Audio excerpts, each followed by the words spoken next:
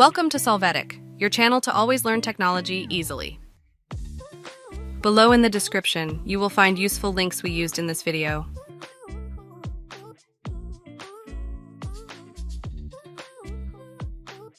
Today in Solvetic, we will see how to fix Discord stream sound not working. To get started, open Discord on the server, tap Share Your Screen. After this, it is possible to select what content is to be shared.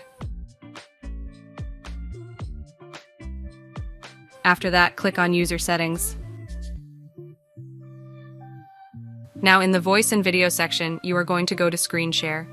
Check that the switch, use an experimental method to capture audio from applications, is enabled.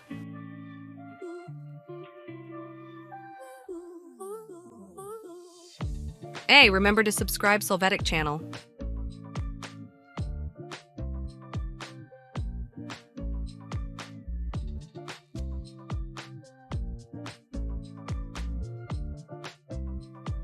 We hope it has been helpful for you.